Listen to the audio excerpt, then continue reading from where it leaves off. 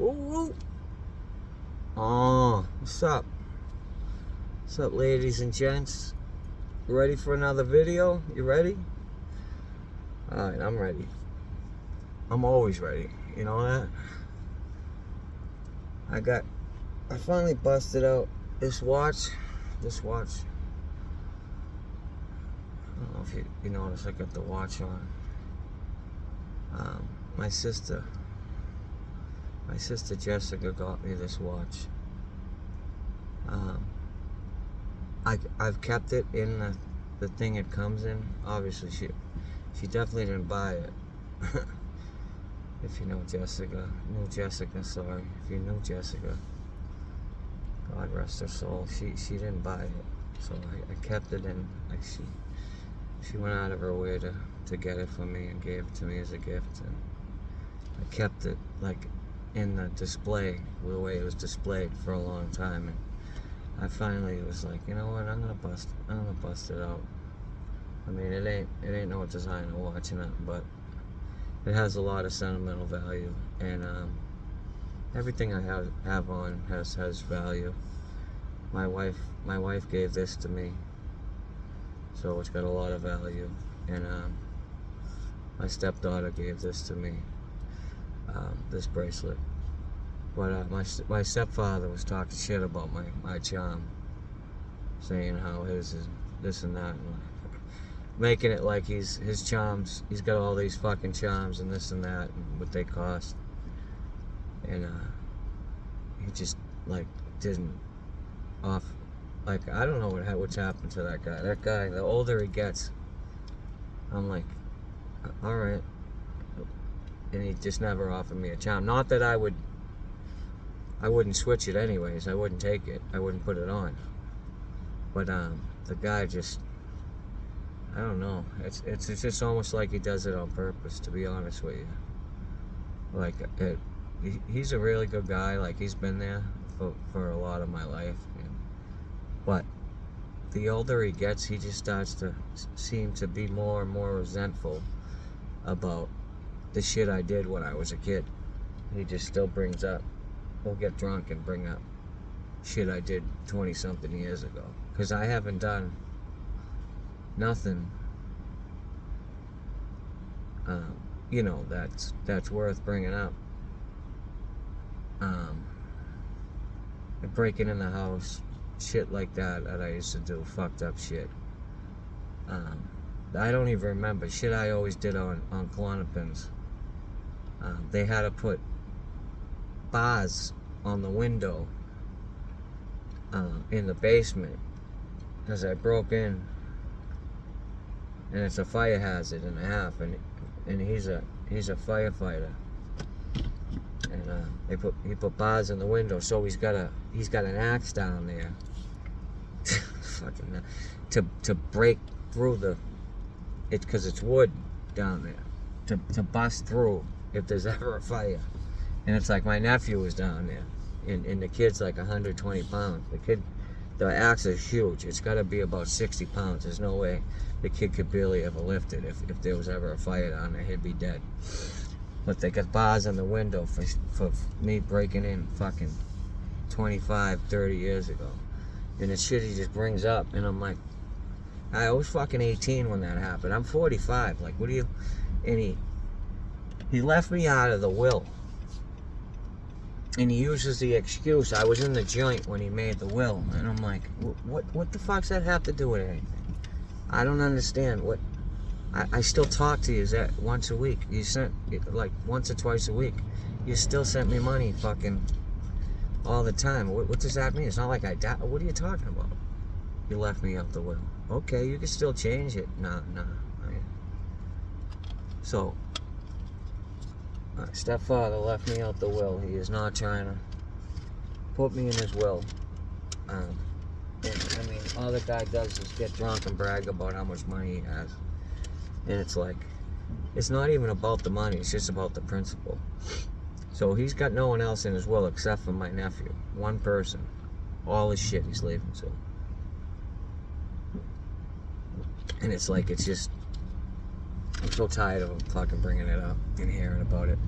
But anyways, that's just shit that was just on my mind, because he was just doing that shit that he fucking normally does, and fucking aggravates the shit out of me, because he won't stop bringing the fucking shit up. Like he's really brought me like to fucking. That's one of the things in this world that really fucking gets to me, because I don't care about the money. It's my kids. You know what I mean? Like, what am I gonna do about it? Like, I have kids. He's got a college degree. Like, he's gonna be all set in life. Like, I can never be as set as he is. I have a record a mile long. Fucking, I'm 40-something years old. He's in his early 20s. He graduated from college. He made all the right decisions. He's got a father already that is doing pretty good in life, and when he dies, he's gonna leave him everything. It makes no fucking sense. Like, it just doesn't. Like, you could still leave him shit. Like, I understand that, but it's about the fucking principle, and he just doesn't fucking get it. There's no talking to him. My mother has fucking said it. Like, you only have one person that, like, looked at you as a father after his father was murdered. Like, my father was killed. Like, and it was all right. Like, that's fine. Like, I dealt with that. Trust me, I've been dealt with that. So that's nothing, right? I can't say that's nothing, but I dealt with that. I deal with that. So my mother ends up with somebody, a good guy, that he was there, and I looked at him as a father. So I'm the only son, supposedly, that I looked at him as a father. Everyone else looks at him as grandpa. Do you know what I mean? As Papa Flaherty. He's Papa Flaherty to everyone else. To me, he's my stepfather. And for him to just do that makes it look like, to me, like he doesn't look at me as a son. And that really fucking hurts. That hurts. It hurts a lot. There's not many things in this world that hurt like that, to be honest with you. That hurts me a lot more than my father being killed, I'm gonna be honest with you, because I've been dealt with that, and I was only 6 years old when that happens. So when you're raised around somebody that is there and your father figure, and then, yeah, I made mistakes. I made a lot of mistakes, but after I did a lot of things that I seen hurt my family, I made a decision that I would rather go hop a counter or rob something, and if I get caught, go to prison for a long time than hurt my family.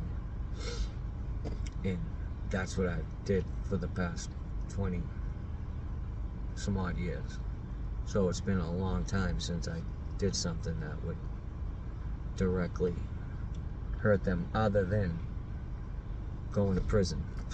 You know what I mean? And that never bothered him. Do you know what I mean? So I don't know. I'm just venting that. Just really kind of just using the video as some therapy, I guess, because I talked to Lorraine about it, and it upsets Lorraine too. So it's not like I hold it all in, because I talked to her about it, and I've expressed it to my mother. So it's not like it just sits in there. But he just gets drunk and brags about how much fucking money he has, and I honestly want to fucking just fucking kill him sometimes. Like, honestly, like, shut the fuck up with all your fucking money. Honestly, shut the fuck up. But anyways, so today, I gotta switch gears. I gotta switch gears from that. Today, we did some things today. We did some positive stuff. After yesterday, Bunker Hill Day was a good day. Seeing people, seeing family. Today, we did some acting. We did some acting. We incorporated my family, my kids and everything, right? Lorraine was in the video. She did some acting. My son and my daughter, both. It was crazy how well behaved and well like trained my son was, like, because he is an animal sometimes, but he put his hands up like I was the robber, so I came in and basically played myself, and I can't wait for this clip to come out, because we had a lot of content creators there, did a lot of networking, and I really wish I took some more pictures, to be honest with you, because I met a couple people I didn't know. I met Gary Bolles, boy from Boston, 617. Good guy right there. Honestly, good guy. He was just another, like, talking to just another kid I grew up with. Nothing like you'd expect sometimes. He was just like another dude. A couple other dudes were there. You know, and it's good to do that. Johnny Bart was there. Oh, I obviously already know Johnny. Jake Scalli was Scorsese-ing it up. But we had some legit camera work going on, and his buddy Chris, I really think that I can't wait. Honestly, I can't wait for this to be finished, because it's just gonna be good. It's a funny skit. It's a skit video, and the fact that we incorporated the children in it is really gonna play out well, and I can't wait for that to come out. And I'm really honored that I was asked to be a part of it, and I'm able to do some more stuff, social media wise, than just do these videos, and the podcast is we're moving in that direction. Like I said, I got the tour tomorrow. We're touring the studio, and I'm gonna show my partner the studio. I mentioned I've been there a whole shitload of times. I did the bounce back twice with Bobby. Me and Joe, I think, are one of the only two people to be brought back on the bounce back. So we're in elite company. Even though me and Joe are not talking right now, and I don't see that changing anytime soon, because I've seen some things out of Joe lately that I'm definitely not happy with. So Joe is really focused on himself right now, and he could focus on himself. You know, if I have friends, like, I don't just focus on myself. If I have friends, like I know what it is. Like, I'm not stupid, so it is what it is. You know, with that whole situation. But and obviously I've been on the W number. I don't even know how many times now. So I've been in that studio a whole shitload of times. So they do the tour when you sign up there. So I've never actually been signed up. I've been a guest and a co-host, but I'm not signed up there. We are officially signing up for the year. It's only $50 for the whole year.